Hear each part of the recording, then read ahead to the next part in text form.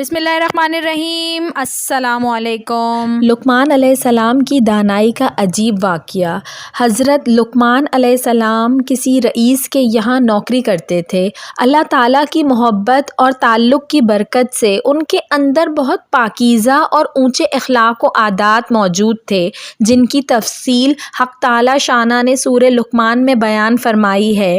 حضرت لقمان علیہ السلام کا ان اونچے اخلاق کا ان کے آقا پر گہرا اثر ہوا، یہاں تک کہ رئیس نے ان کو اپنا مقرب و محبوب بنا لیا اور دلی طور پر ان سے محبت کرنے لگا۔ پھر اس رئیس کا معمول ہو گیا کہ ہر نعمت کھانے سے پہلے حضرت لقمان علیہ السلام کی خدمت میں پیش کرتا، اور جب حضرت لقمان علیہ السلام سیر ہو کر کھا لیتے تو بچا ہوا یہ رئیس کھاتا۔ حضرت لقمان علیہ السلام اس رئیس کی محبت اور عادت کی رعایت سے کھا لینے کے بعد بقیہ اس کے لیے بھیج دیا کرتے۔ ایک دن آقا کی خدمت میں کہیں سے خربوزے آئے۔ اس وقت لقمان علیہ السلام موجود نہ تھے۔ رئیس نے ایک غلام کو بھیجا کہ حضرت لقمان علیہ السلام کو بلا لاؤ۔ جب حضرت لقمان علیہ السلام تشریف لائے تو رئیس نے اپنے ہاتھ سے اس خربوزے کی کاشیں بنائیں اور ایک ایک کاش محبت سے کھلاتا جاتا تھا، اور دل ہی دل میں مسرور ہو رہا تھا کہ میری اس محبت کا ان پر کیا اثر ہو رہا ہوگا۔ حضرت لقمان علیہ السلام خوشی خوشی ہر کاش کھا لیتے اور شکر بجا لاتے، یہاں تک کہ 70 کاشیں کھا لیں اور ایک کاش باقی رہ گئی تو اس رئیس نے کہا کہ اس کو میں کھاؤں گا تاکہ دیکھوں کہ یہ خربوزہ کتنا شیریں تھا۔ یہ کہہ کر اس نے کاش کو منہ میں رکھا ہی تھا کہ اس کی تلخی سے زبان کی نوک سے حلق تک آبلے پڑ گئے اور 1 گھنٹے تک بے ہوش رہے۔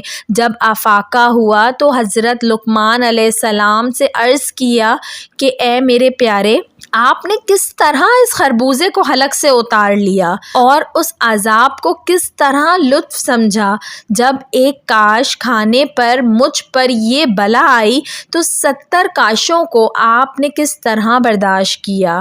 حضرت لقمان علیہ السلام نے ارشاد فرمایا کہ میرے آقا، آپ کے مبارک ہاتھ سے سینکڑوں نعمتیں کھائی ہیں جن کے شکر کے بوجھ سے میری کمر جھک رہی ہے، بس مجھے اس بات پر شرم آئی کہ جس ہاتھ سے اس قدر نعمتیں ملی ہوں، اس ہاتھ سے آج اگر ایک کڑوی چیز عطا ہو رہی ہے تو اس کا شکوہ کیوں کروں؟